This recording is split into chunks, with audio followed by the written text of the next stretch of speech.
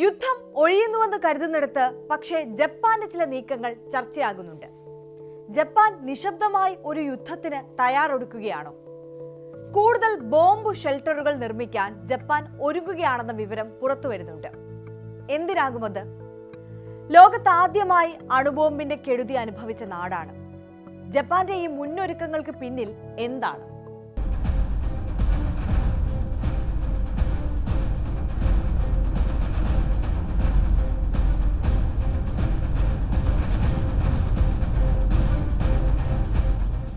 Donald Trump US പ്രസിഡന്റായി വീണ്ടും അധികാരമേറ്റതോടെ ചൈനയുമായുള്ള സംഘർഷം യുദ്ധത്തിലെത്തിയാൽ അത് ഏറ്റവും കൂടുതൽ ബാധിക്കുന്നത് ജപ്പാനെയായിരിക്കും. ഇത് മുന്നിൽ കണ്ട് സാധ്യതയുള്ള ഒരു US ചൈന യുദ്ധത്തിനായി ജപ്പാൻ സ്വയം തയ്യാറെടുക്കുകയാണ്. ചൈനയുടെ പസഫിക് മേഖലയിലെ ഭീഷണി കൂടുതൽ വഷളാവുകയാണ്. തൈവാന്റെ സ്വാതന്ത്ര്യവും അനന്തമായി നീളുന്നു. ഇതൊക്കെ മുന്നിൽ കണ്ടാണ് ജപ്പാന്റെ നീക്കം. വാഷിംഗ്ടണിന്റെ പ്രധാന സഖ്യകക്ഷിയായ ജപ്പാൻ അടുത്ത വർഷം മുതൽ തായ്വാനോടടുത്തുള്ള തങ്ങളുടെ വിദൂര ദ്വീപുകളിൽ ബോംബ് ഷെൽട്ടറുകൾ നിർമ്മിക്കാൻ തുടങ്ങും. പടിഞ്ഞാറൻ ഭാഗത്തുള്ള ഈ പ്രദേശങ്ങളെ ചൈന ലക്ഷ്യമിട്ടേക്കാം എന്ന ഭയമാണ് പിന്നിൽ. മാത്രമല്ല, പശ്ചിമേഷ്യയിലുണ്ടായ പ്രതിസന്ധി മറ്റൊരു ഘടകമാണ്. ജനാധിപത്യ രീതിയിൽ ഭരിക്കപ്പെടുന്ന തായ്വാനെ ചൈന തങ്ങളുടെ ഭാഗമായി കണക്കാക്കുന്നു. തായ്വാൻ ഇത് നിരന്തരം നിരസിക്കുന്നുണ്ട്. എന്നാൽ തായ്വാൻ എത്ര എതിർത്താലും ബലം പ്രയോഗിച്ച് നിയന്ത്രണത്തിൽ കൊണ്ടുവരാനുള്ള ശ്രമങ്ങൾ ചൈന നടത്തിക്കൊണ്ടിരിക്കുകയാണ്. 2027ഓടെ തായ്വാനെ ബലം പ്രയോഗിച്ച് പിടിച്ചെടുക്കാനാണ് ചൈനയുടെ നീക്കമെന്ന് അമേരിക്ക നേരത്തെ തന്നെ സൂചിപ്പിച്ചിട്ടുണ്ട്. ചൈനീസ് സൈന്യം പരിശീലനത്തിലാണെന്നും ആക്രമണം ആസന്നമായിരിക്കാമെന്നും സിംഗപ്പൂർ ഉച്ചകോടിയിൽ US പ്രതിരോധ സെക്രട്ടറി ആരോപിച്ചതും ചേർത്തു വായിക്കണം. ഇതോടെയാണ് മേഖലയിൽ ചൈനയുടെ വർദ്ധിച്ചുവരുന്ന സ്വാധീനത്തെക്കുറിച്ചുള്ള ആശങ്കകൾ ശക്തിപ്പെടുന്നത്. യാഥാർത്ഥ്യത്തെക്കുറിച്ചുള്ള തിരിച്ചറിവാണ് ജപ്പാന്റെ ഈ നീക്കം. US-നെ ഒഴിച്ചു നിർത്തിയാൽ ലോകത്ത് മറ്റെവിടെയും ഉള്ളതിനേക്കാൾ കൂടുതൽ അമേരിക്കൻ സൈനികർ ജപ്പാനിലുണ്ട്.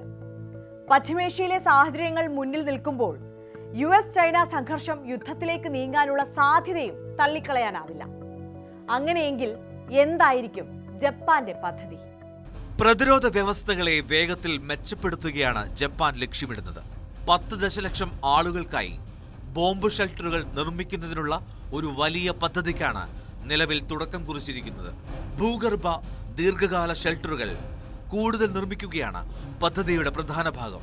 2022 യോനാഗുനിക്ക് സമീപം ചൈനീസ് മിസൈലുകൾ പതിച്ചത് പ്രാദേശിക ജനതയെ ചെറുതായല്ല ഭയപ്പെടുത്തിയത്.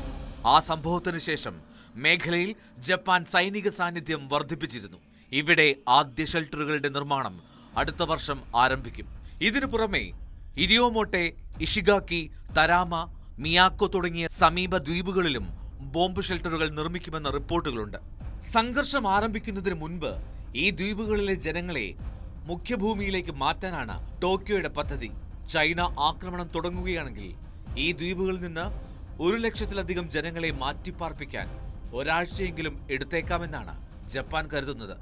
അതിനാൽ ഈ അടിയന്തര ഷെൽട്ടറുകൾ ജപ്പാൻ ജനതയ്ക്ക് താൽക്കാലിക സുരക്ഷ നൽകും.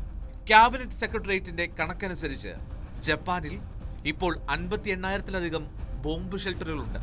ഇവയിൽ 3,900 മാത്രമാണ് ഭൂഗർഭത്തിലുള്ളവ. ആധുനിക മിസൈൽ ആക്രമണങ്ങളിൽ നിന്ന് ആളുകളെ സംരക്ഷിക്കാൻ ഏറ്റവും പ്രധാനമായി കണക്കാക്കപ്പെടുന്ന ഭൂഗർഭ ഷെൽട്ടറുകൾ ആകെയുള്ളതിൽ വെറും 7% മാത്രമാണ്. നിലവിൽ ഈ ഭൂഗർഭ ഷെൽട്ടറുകൾക്ക് ജപ്പാന്റെ ജനസംഖ്യയുടെ 5% മാത്രമേ ഉൾക്കൊള്ളാൻ കഴിയൂ. ഇത് പരിഹരിക്കാനാണ് 10 ദശലക്ഷത്തിലധികം ആളുകളെ സംരക്ഷിക്കാൻ കഴിയുന്ന തരത്തിൽ ശേഷി വർദ്ധിപ്പിക്കുക എന്ന ലക്ഷ്യവുമായി സർക്കാർ മുന്നോട്ടു പോകുന്നത്. ജപ്പാന്റെ തലസ്ഥാനമായ ടോക്കിയോയും വലിയ അടിയന്തര സാഹചര്യങ്ങൾക്ക് തയ്യാറെടുക്കുകയാണ്. ദീർഘദൂര മിസൈൽ ആക്രമണം നേരിടേണ്ടി വന്നാൽ ആളുകളെ സംരക്ഷിക്കാനുള്ള തയ്യാറെടുപ്പുകളാണ് ഇപ്പോൾ നടത്തുന്നത്. ഇത് മുന്നിൽ കണ്ട് സാധ്യതയുള്ള ഒരു US ചൈന യുദ്ധത്തിനായി ജപ്പാൻ സ്വയം തയ്യാറെടുക്കുകയാണ്. ചൈനയുടെ പസഫിക് മേഖലയിലെ ഭീഷണി കൂടുതൽ വഷളാവുകയാണ്.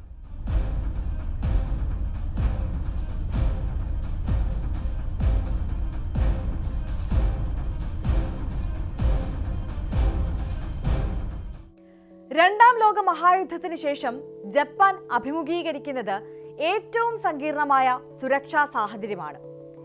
ഏത് നിമിഷവും ഒരു സൈനിക സംഘർഷം ജപ്പാനെ നേരിട്ട് ബാധിക്കുമെന്ന സത്യത്തെ മുന്നിൽ കണ്ടാണ് ഓരോ നീക്കവും. കാരണം അത്രത്തോളം കൊടും ക്രൂരതകൾ അനുഭവിക്കേണ്ടി വന്നതിന്റെ ശേഷിപ്പുകൾ ഇപ്പോഴും ബാക്കിയാണ് അവിടെ. ഇനി ഒരു ശക്തിക്കും തങ്ങളുടെ രാജ്യത്തെയും ജനങ്ങളെയും തകർക്കാൻ വിട്ടുകൊടുക്കില്ലെന്ന ദൃഢനിശ്ചയമാണ് പിന്നിൽ.